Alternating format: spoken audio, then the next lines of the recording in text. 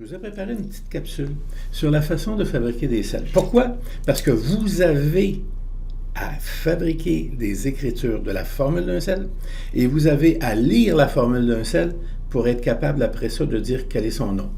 Est-ce que vous êtes capable de faire ça? Essayez-vous. Ça remonte à quand la dernière fois que vous avez chanté « Savez-vous planter des choux » Ben moi je vous dis aujourd'hui, savez-vous bâtir des sels? Alors, on va prendre l'exemple de fabriquer un sel comme le chlorure de sodium. Alors, chlorure de sodium, vous reconnaissez tout de suite le mot sodium. Ça sera donc l'élément sodium, mais sous forme d'un ion.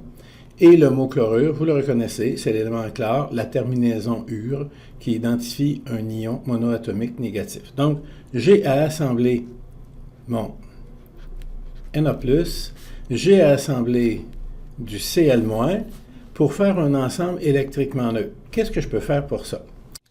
Je dois donc utiliser à la fois un ion sodium et un ion chlorure dans un ensemble qui me permet d'avoir la neutralité électrique. Pour ça, qu'est-ce que je peux faire?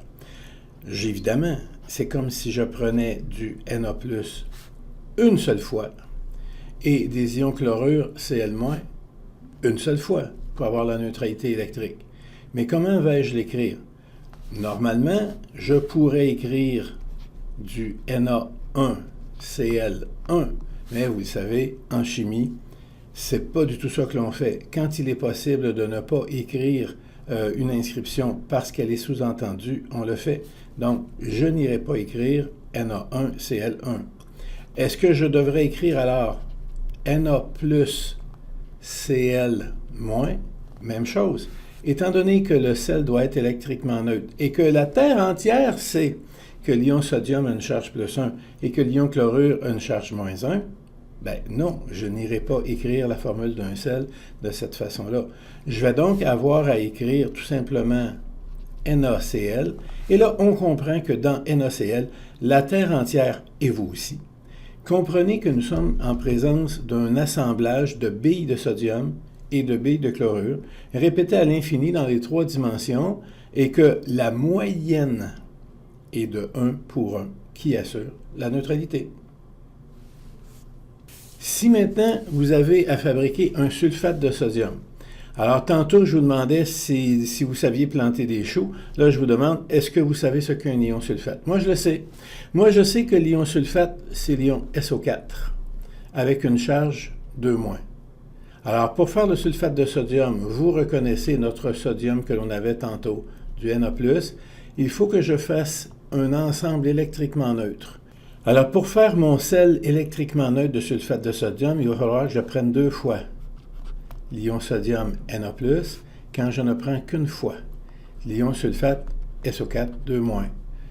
Pour l'écrire, j'aurai donc tout simplement qu'à écrire un Na2 SO4. Et là, la Terre entière comprend qu'il s'agit du sulfate de sodium qui est électriquement neutre. Quels sont les pièges de la fabrication des sels pour obtenir la neutralité? Ben, c'est lorsque on a à mettre ensemble des combinaisons qui ne s'annulent pas facilement. Si j'ai à mettre ensemble des ions aluminium Al3+, avec des ions sulfate SO4 2-. Je ne peux pas simplement multiplier l'un ou multiplier l'autre. Il va falloir que je modifie les deux. Alors, pour faire ces cas plus compliqués, ce que j'ai à faire, c'est trouver le plus petit dénominateur commun. 3 fois 2 égale 6. Pour avoir la somme plus 6 du côté des ions métalliques, il va falloir que je fasse Al2 pour avoir 2 fois la charge plus 3. Et pour le sulfate, il va falloir que je mette les sulfates, mais en quelle quantité? Bien, il va falloir que j'en mette 3 fois pour avoir Al2SO4 qui apporte une charge plus 6 en tout et une charge moins 6 en tout. Voilà, vous venez de fabriquer la chose la plus difficile au monde. Écrire la formule d'un sel lorsque les ions ne donnent pas facilement l'assemblage. On trouve les astuces par les plus petits dénominateurs communs.